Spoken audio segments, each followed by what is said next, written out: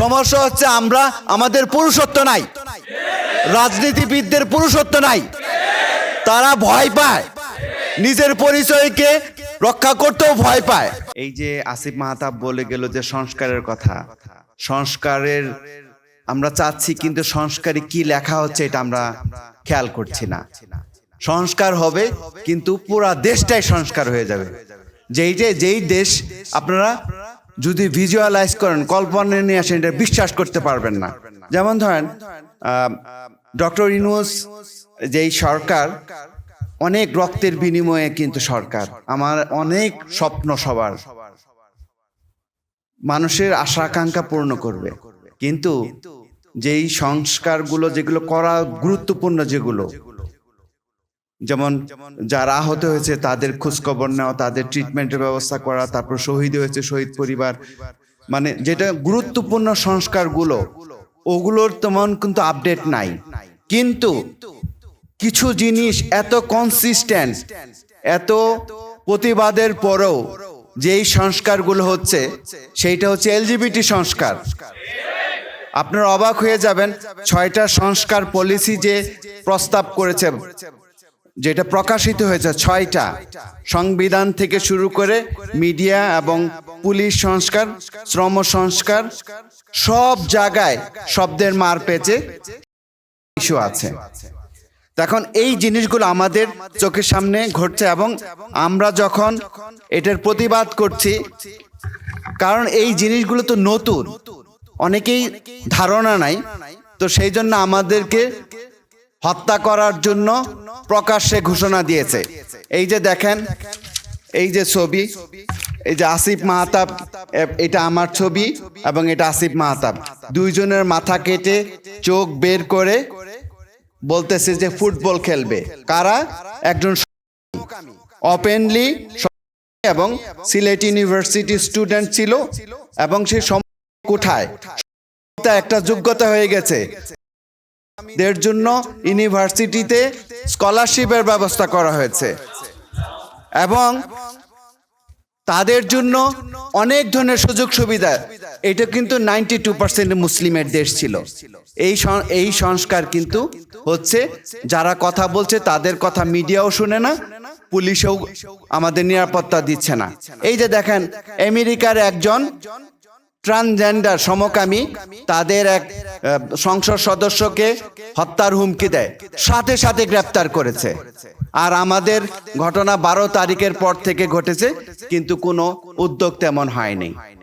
এই যে গতকালের একটা ভাইরাল হওয়ার পরে ডিবি থেকে একজন পুলিশ ফোন করেছিল যে আপনাদের জিডি আমরা এই করবো, আমি সব ডকুমেন্ট পাঠাইছি, আর কোনো আপডেট নাই। এই হচ্ছে নতুন বাংলাদেশ। এখন 2-3টা জিনিস আমার সবচেয়ে আরো দুঃখজনক, যত বাম পার্টি আছে, বাম যে সংগঠন, ছাত্র ইউনিয়ন আর এই যে বিপ্লবী পরিষদ, কি কি নাম আছে, সবাই এই পক্ষে নিয়েছে এবং 162 জন মানুষ এর পক্ষে বিবৃতি দিয়েছে। তা আমাদের যে হত্যার প্ররোচনা, এইটা নিয়ে একটা কথা বলে না, বলে যে এটা মব।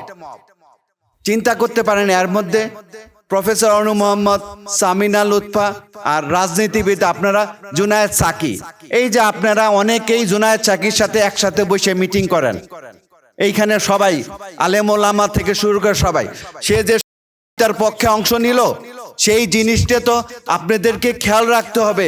কারণ এই রাজনীতিবিদ আপনাদের ইমেজ ব্যবহার করে তারা আমাদের বিরুদ্ধে কাজ করতেছে। এটার প্রতিবাদের জন্য আপনাদের তো তাকে বয়কট করা উচিত।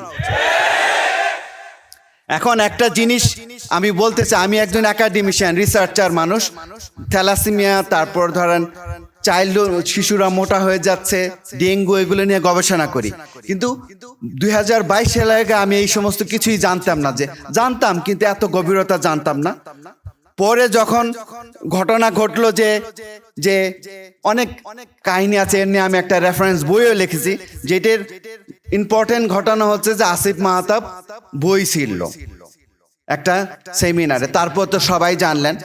এরপর থেকে ঘাটাঘাটি করে দেখা গেল সব জায়গায় চেঞ্জ হয়ে গেছে। আপনারা চিন্তা করেন, আগে ফর্মে ছেলে ও মেয়ে, এখন ছেলে মেয়ে অন্যান্য, ছেলে মেয়ে ট্রান্সজেন্ডার, এই যে পাসপোর্ট থেকে শুরু করে সরকারের সব ফর্মে, ইভেন কি আয়করের মধ্যে যেটা লেখা আছে যারা তৃতীয় লিঙ্গের হবে তাদেরকে আয়কর মওকুফ করে দেওয়া হবে।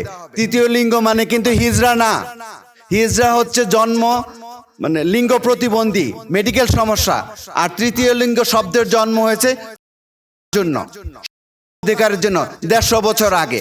এখন এই শব্দগুলো আমাদের বাংলাদেশে স্পষ্ট করা হয় নাই, যার ফলে মানুষ বুঝতেছে একটা, কিন্তু আইনত অন্যদিকে চলে যাচ্ছে।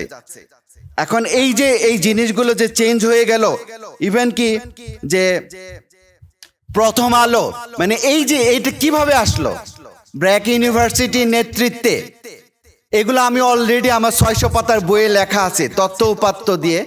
ব্র্যাক ইউনিভার্সিটির নেতৃত্বে 2005 সালে শুরু হলো এটা, সবাই কিন্তু ধরতে পারে নাই মানুষ। প্রথম আলো, ডেইলি স্টার, ঢাকা ট্রিবিউন, এই তিনটা হলো মিডিয়া পার্টনার। 2 জন ট্রান্সজেন্ডার অ্যাক্টিভিস্টকে বাংলাদেশে সেলিব্রিটি স্ট্যাটাস আনার জন্য প্রথম আলো 17টা আর্টিকেল প্রকাশ করছে 2 বছরে। চিন্তা করতে পারেন, আমাদের খবর ছাপাতে পারে না, বিবৃতিও ছাপায় না, কিন্তু জন্য আলাদা সবকিছু বরাদ্দ থাকে। তাইলে বুঝতে পারছেন যে তাদের উদ্দেশ্য কি। এখন একটা গুরুত্বপূর্ণ জিনিস ক্লিয়ার করা উচিত। একটা হচ্ছে যে এলজিবিটি কি অধিকারের বিষয়, এটা কিন্তু অনেকে জানে না। একটা আছে আচরণ যে গোপনেও করতে পারে, এই ক্যাডেট কলেজ, তারপরে আর্মি ব্যারাক, মেস, মাদ্রাসা, বিভিন্ন জায়গায় লুকায় অনেকে অনেক কিছু করতে পারে। এটা হচ্ছে একটা আচরণ। আরেকটা হচ্ছে অধিকার।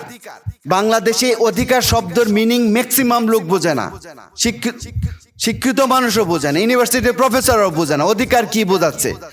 এখন অধিকারটা হচ্ছে এই সমকামিতা, এটাকে সামাজিকভাবে বৈধতা অর্জন করা, যেখানে সরকার প্রমোট করবে।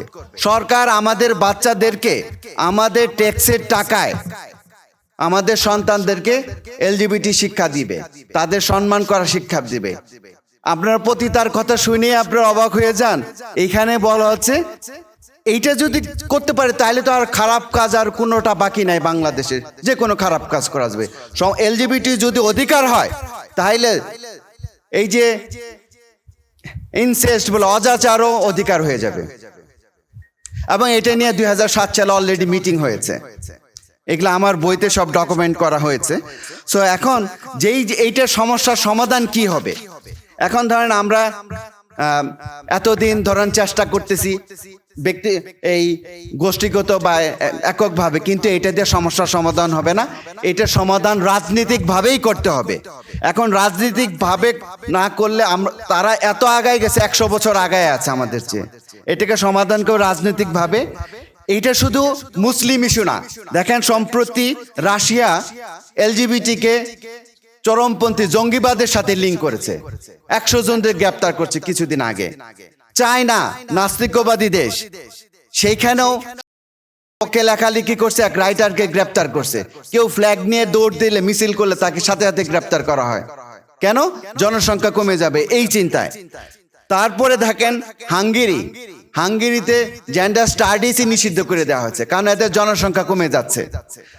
এখন মুসলিম দেশের মধ্যে দেখেন মালয়েশিয়া এত কড়া যে হাত ঘড়ির মধ্যে যদি রংধনুর ছবি থাকে, গত 2023 সালের ঘটনা বলছে, যা 3 বছরের জেল হবে, এবং যে ঘড়ি বিক্রি করবে এবং যে যার সংগ্রহে থাকবে। সো তাহলে কি মালয়েশিয়ার বিজনেস কি কমে গেল? না। এইখানে রাজনীতিক বলতে যেটা বোঝাচ্ছে, দেখেন ট্রাম্প এবং আর্দোগান তুরস্কের, ওদের নির্বাচনী ইস্তেহারে এলজিবিটি ইনক্লুড করেছে, যে সমকামিতা প্রতিরোধের জন্য নির্বাচনী ইস্তেহারে তারা করেছে। দেখেন এখন এইটা তো মুসলিমদের আইডেন্টিটির প্রশ্ন। এখন অনেকে ভাবতে থাকে আমেরিকা, রাশিয়া, আমেরিকা, ইউরোপ বাংলাদেশকে চাপ দিবে, বাংলাদেশকে জঙ্গি রাষ্ট্র বলে। নো, কেউ যদি বলে দিস ইজ মাই, আমার এটা পরিচয়, আইডেন্টিটি, আমরা যদি স্থির থাকতে পারি, কেউ আপনাকে জোর করবে না। সমস্যা হচ্ছে আমাদের পুরুষত্ব নাই, রাজনীতিবিদদের পুরুষত্ব নাই, তারা ভয় পায়। নিজের পরিচয়কে রক্ষা করতেও ভয় পায়। সেই জন্য এই যে ইলেকশন আসতেছে সবার একই থাকবে, সব দলকে বলতে হবে যে আমাদের একটা যে আইন আছে 377, এই আইনটা যেন কার্যকরী হয়, এবং এই আইনটার কার্যকরী করতে অস্পষ্ট 8-10টা শব্দ আছে, এইটাকে আইনি ডেফিনেশন যদি ক্লিয়ার করে দেয় তাহলে অটোমেটিক বাংলাদেশে বন্ধ হয়ে যাবে। তো সেই জন্য আমাদেরকে রাজনৈতিকভাবে এটাকে মোকাবেলা করতে হবে এবং সব দলকে বলতে হবে যে প্রতিরোধের জন্য, যে গ্লোবাল এজেন্ডা প্রতিরোধের জন্য আপনাদের আপনাদের পরিকল্পনা কি। দেখবেন যে এইটা দিয়ে ভোটাভুটি অনেক চেঞ্জ হয়ে যাবে বাংলাদেশে। ধন্যবাদ।